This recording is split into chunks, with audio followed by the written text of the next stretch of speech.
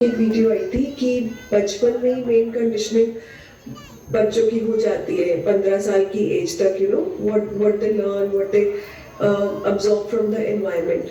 तो ऐसा क्या करें कि उनकी ग्रोथ एक पॉजिटिव फॉर्म में हो और किसी चीज को लेके कंडीशनिंग ना हो, पक्की कंडीशनिंग ना हो। Just encourage her to ask as many questions as possible. Let her question everything.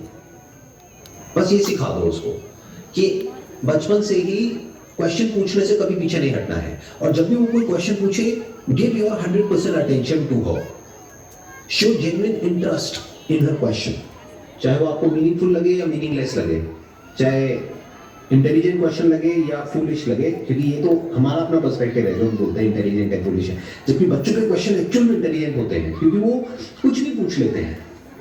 हमारे तो प्री कंसीव नोशंस होते हैं, जैसे ही कोई कुछ पूछता है एकदम से वहां से आंसर निकल करके आ जाता है, बट बच्चे किसी भी चीज को क्वेश्चन कर सकते हैं। So let the question anything and everything, जो भी उसके माइंड में आता है, और कभी भी उसके क्वेश्चन से भागना नहीं है, यानी कुछ भी पूछती है। अभी तो बहुत छोटी है आपकी जो डॉटर है, she is just 3 years old, but जैसे जैसे वो बड़ी होगी वो सब कुछ पूछेगी आपसे, एक एक चीज पूछेगी।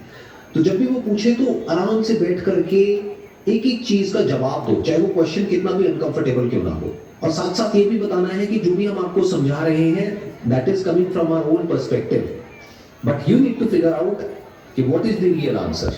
मैंने कहीं पढ़ा था कि बच्चे, आप उनको जो बोलते हो वो नहीं समझते, बट आप जो करते हो वो सीखते हैं।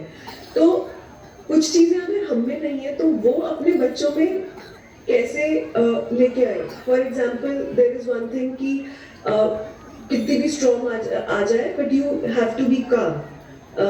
एक आपका भी सेशन था that there was a painting, there was a storm but the person was very calm. So if I get very anxious very easily, so मैं कैसे सिखाऊं कि यू हैव टू बी काम, या कुछ भी जो भी एक लाइफ स्किल्स होती है, वो अगर हमें भी नहीं है कुछ, तो वो हम कैसे सिखाएं। अगर एक्चुअल में आप उसको कह रहे हो डोंट बी एंशियस, और आप खुद एंशियस हो, तो पहले अपनी एंजाइटी को ओवरकम करो, फिर उसको बोलो। नहीं तो उसको क्लियर बोल दो जो सच है। अगर बच्चों को कुछ सिखाना ही है ना, तो सच बोलना सिखाओ, सच सुनना सिखाओ। That is more important than any skill और any habit for that matter.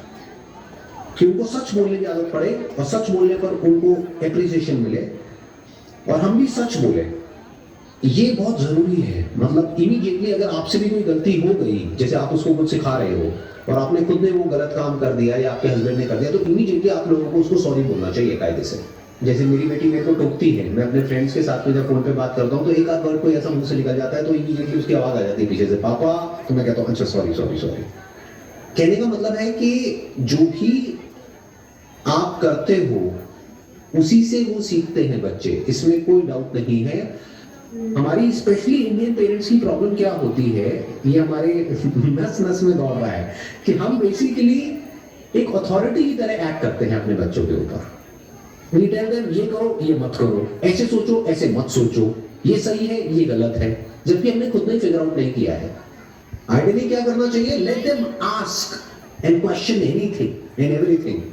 जैसे एक हमारे घरों में डायलॉग बहुत चलता है इंडिया में कि भाई बड़ों के आगे ना बहस नहीं करते, बड़ों से सवाल नहीं पूछते, बड़ों को पलट करके जवाब नहीं देते।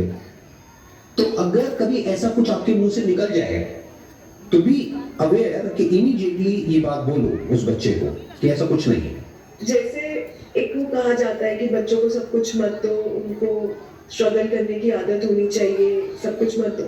मुझे ऐसा लगता है कि मेरा perspective, I don't know it's right और रॉन्ग, कि जब हम कर सकते हैं तो हम क्यों ना करें।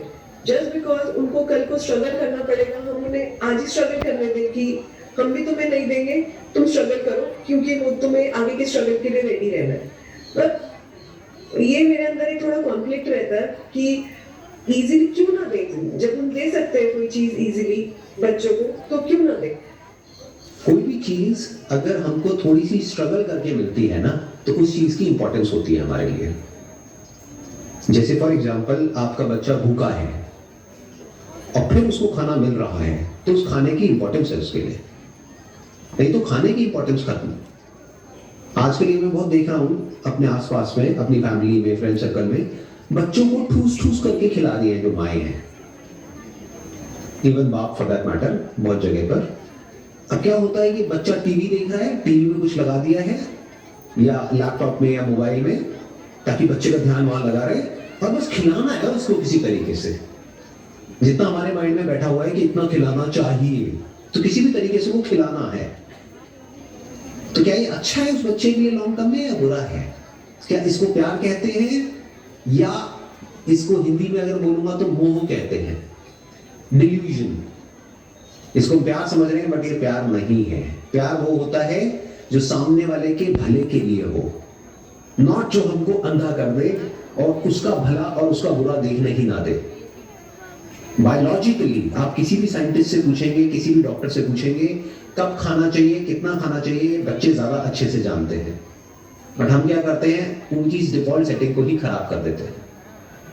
जब बच्चे को भूख लगेगी तो बच्चा रोएगा, खाना मांगेगा, उस वक्त दो, उतना ही दो जितना बच्चा मांग रहा है। अगर वो मान लो नहीं मांगता है खाने के लिए या नहीं मांगती है, तो उसके पीछे कोई ना कोई वजह होगी ना। इसका मतलब अंदर से उसकी तबीयत खराब है। जैसे जानवरों को बारीकी से ऑब्जर्व करो, जब भी उनकी तबीयत खराब होती है वो खाना पीना कम कर देते हैं या छोड़ देते हैं 1-2 दिन के लिए। क्यों? क्योंकि नेचर ने एक मैकेनिज्म हमारे अंदर फीड किया है। बट हम क्या करते हैं, जब तबीयत खराब होती है, अरे और खिलाओ, ताकत आएगी इसमें। ताकत नहीं आएगी, ताकत सारी जो है, जो एनर्जी है, वो उस खाने को डाइजेस्ट करने में लग जाएगी, जबकि वो एनर्जी चाहिए थी उस बैक्टीरिया से, उस वायरस से, या जो भी बीमारी है उससे लड़ने के लिए। तो इम्यूनिटी को हमने और गिरा दिया, उठाया नहीं है खिला करके। तो बच्चे की अपनी जो इंटेलिजेंस है उसको हमेशा बचा करके रखना है। That is 1। 2 कि अब कोई बच्चा जिसके लिए खिलौने की इंपॉर्टेंस है, उसकी लाइफ बेटर है, या ऐसा कोई बच्चा जिसके लिए खिलौनों की कोई इंपॉर्टेंस ही नहीं है, जो खिलौनों से बोर हो गया है। उस बच्चे की लाइफ में बचा क्या? सोचो, एक बच्चे के पास में खिलौने ही तो हैं। अगर हमने एक्सेस में उसको वो खिलौने दे दिए और सब तरफ से सब रिलेटिव्स ने प्यार के नाम पे खिलौनों से भर दिया उस बच्चे का कमरा, तो वो बच्चे को एक्साइटमेंट ही नहीं होता उसको कोई नया खिलौना मिलता है तो, क्योंकि ऐसा कोई खिलौना है ही नहीं जो उसके पास में ना हो।